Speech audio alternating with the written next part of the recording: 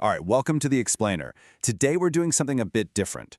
We aren't digging through mountains of research papers or massive data dumps. No, today we're looking at just one single digital artifact. Just a screenshot. But, as you're going to see in a second, a single moment captured on a phone can actually reveal a massive, super complex story about global networking, bypassing firewalls, and modern app architecture. You just have to know exactly where to look. So, here's my challenge to you. How much data do you think is actually hidden in this single frame? At first glance, it's just a standard mobile interface for an app called APNA Tunnel Lite, right? You've got some green text, a really big button, a few numbers scattered around. But this image? It is absolutely bursting with secrets. We're talking bypass protocols, user illusion, developer priorities, the whole shebang. We're going to completely deconstruct the technical reality happening right in front of us, literally frame by frame. Okay, let's dive into Section 1, the APNA Tunnel Interface. Whenever we investigate a digital artifact, we always look for that anchor to physical reality first. So let your eye wander right up to the very top edge of the screen. Look closely at that tiny system tray text. See it? We've got a highly specific timestamp, 9:49 a.m. And right next to it, the phone's battery life is sitting at exactly 61%, right alongside those Vote AME and signal strength indicators. Now, why does this matter in digital forensics? Well, because it confirms we aren't just looking at some sanitized fake Android Studio emulator. This is a real, live device. It's running on a physical cellular network and drawing actual raw power. And then, right below that system tray, the interface hits us with this high-tech, neon-colored central logo. It's got this whole cyberpunk circuit board aesthetic that just screams military-grade encryption. It definitely sets a heavy, secure mood. But, as you can see, that system tray grounds the whole thing entirely in raw, everyday reality. Moving right along to Section 2, Active Connection Metrics. Okay, check out this number right here, 0005. If we zero in on that VPN duration timer sitting smack in the middle of the interface, it highlights a really critical piece of the puzzle. This artifact was captured a mere 5 seconds after the connection was established. Now, obviously, 5 seconds in human time is literally nothing, but 5 seconds in networking time, that is an absolute eternity. In those 5,000 milliseconds, this device executed DNS lookups, it completed complex TCP three-way handshakes, performed TLS certificate verification, negotiated cryptographic keys via Diffie-Hellman, and it completely restructured the Android OS routing tables just to push traffic through a virtual network interface. It's wild. We are looking at the absolute infancy of this tunnel, right as the dust is settling from that massive initial computational burst. And just to the left of that timer, we see the config version number, which reads 687. Now this is a massive tell. Guys, that is not a software version. That's essentially a live ammunition count in an ongoing cat and mouse game. It shows the granular, relentless tracking and continuous updates happening totally in the background. Think about it. The developers are on their 687th configuration iteration. Why so many?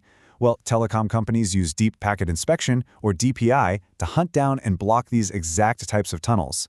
So whenever an ISP updates its firewall rules to kill the connection, bam, the developers immediately push a brand new routing config to evade it. 687 times they've had to adapt just to keep this network breathing. Even at just 5 seconds in, we can actually see exactly what the payload overhead looks like. Look right below that central logo. We can contrast the exact byte counts here. 21.87 kilobytes uploaded, which is marked by that little green cloud, versus 14.97 kilobytes downloaded. Now, a standard connection handshake is usually measured in just bytes, right? Not kilobytes.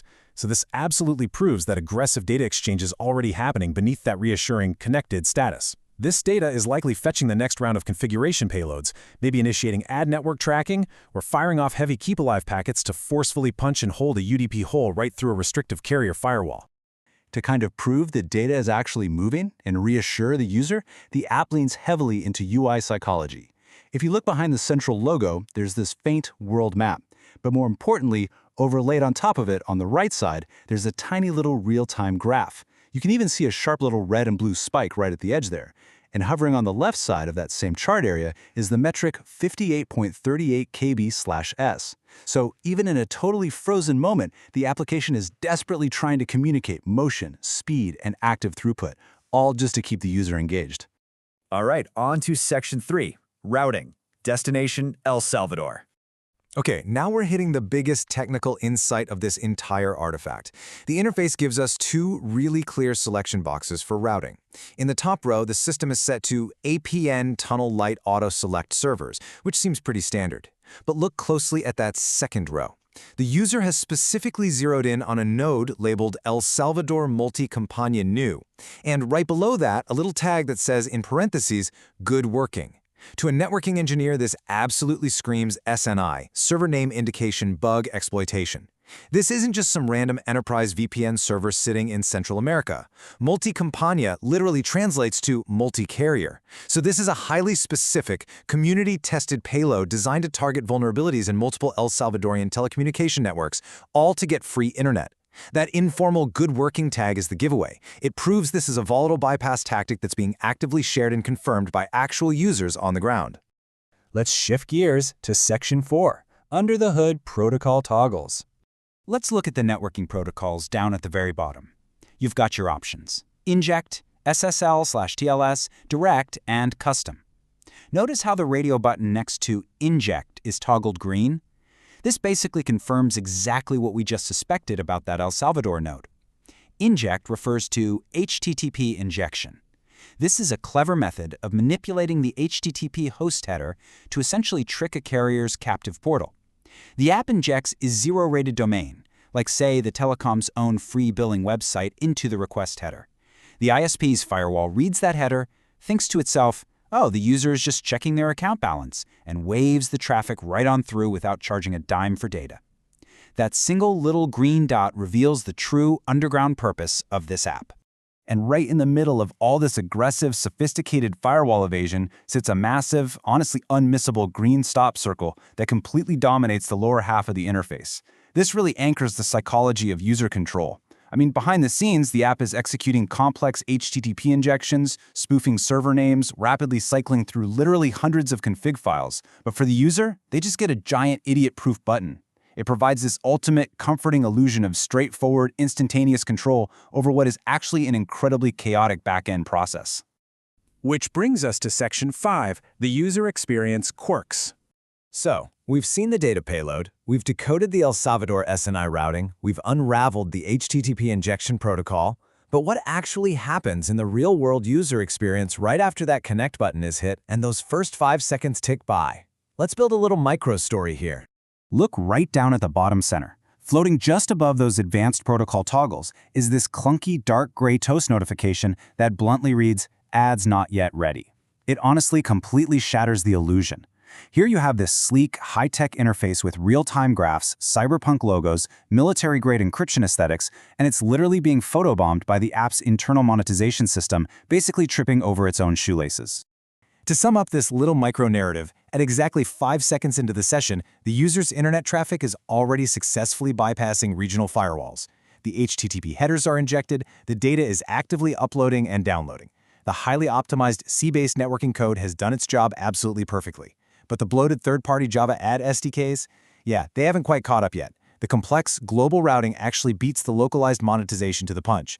It's actually an incredibly common lag in these free proxy tools.